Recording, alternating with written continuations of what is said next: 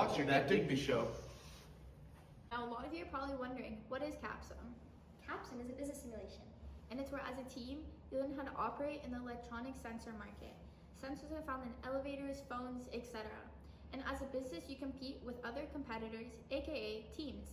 Teams must make key decisions in multiple business areas such as research and development, marketing, production, and finance. Through these departments, companies must decide which customer demand to cater to, either high-tech or low-tech. CAPSIM emphasizes that all teams should start with the same resources, and going forward, a business's success is measured by the key performance indicators, aka the KPIs. KPIs include sales, profit, stock price, contribution margin, and in our simulation, we had 8 rounds. Each round represents 1 year of business.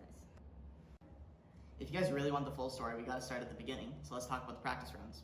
Initially, we were looking pretty great. We committed to the niche cost leader strategy dialed into the low-tech market, starting with one product.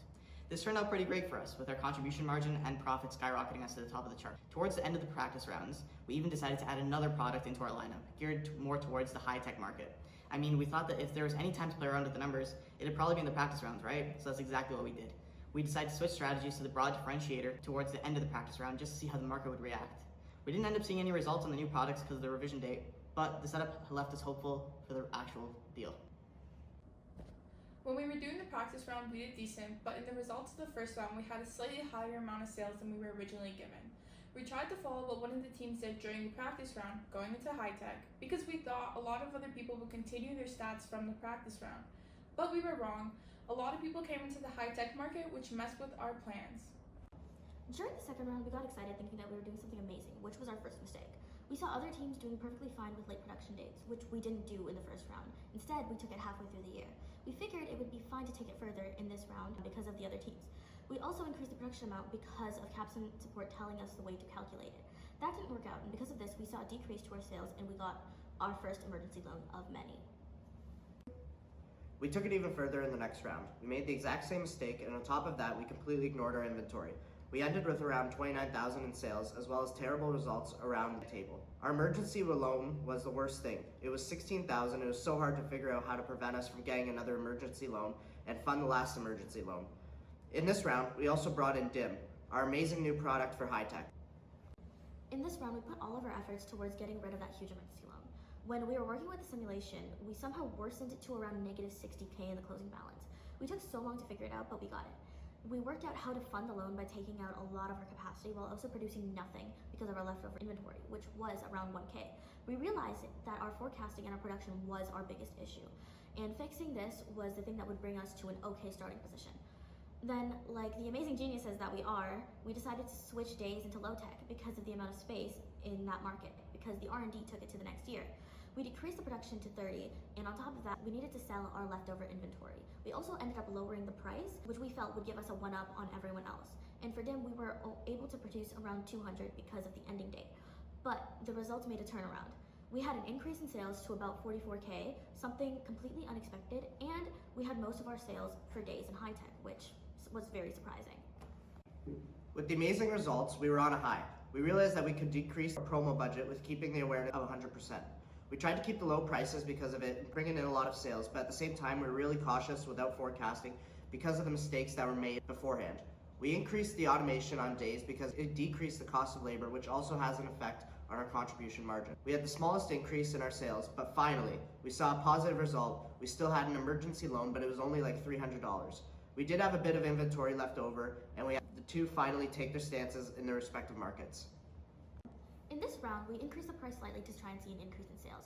We also decreased the amount of funds going to the promo budget because CAPSIM support told us the awareness was not for the entire market, but the specific market was in, and to keep it to 100%. We also had to push our order to 800, which maxed out our capacity for DIM. But other than these edits, we did the same thing and we saw an increase in our sales, finally going into the 50K range. What we realized was that while we did have a sales increase, as well as a profit increase, we still got an emergency loan. The problem was, as always, our forecast. It was horrible. We had 218 left over for DIM, and we overestimated the effect of the price decrease. But hey, at least we got to around 2,500 in profit. But our biggest win in that round was that we went up in rankings, hitting the 8th place. In round 7, we did great accurate forecasting. No leftover inventory, we still increased the price because we wanted to reach our goal of over 60,000 in sales, and over 5,500 in profit, increasing all of our stats. It was mainly accurate forecasting with very few changes made, but guess what, guys? We finally increased our position to 7th. Digby for the win. During the 8th round, we were nervous because it was the last round, but we saw a lot of room for improvements. With just a few increases in price, sales budget, and the needed changes to R&D, we made around 70K in sales and 6K increases in profit.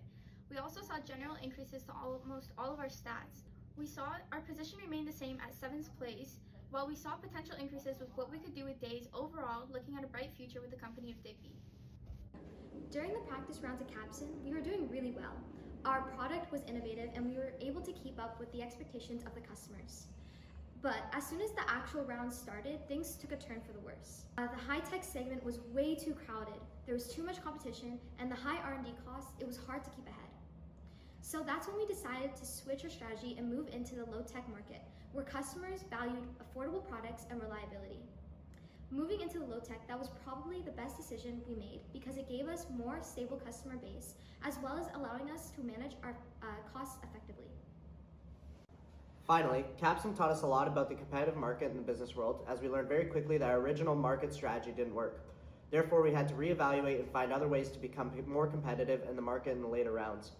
Capson also taught us the importance of business management, as learning how to stay competitive while also completely switching up our strategy posed a challenge, and forced us to think outside the box to develop more effective strategies.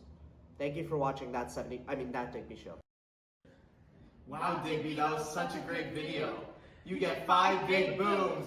Boom, boom, boom, boom, boom.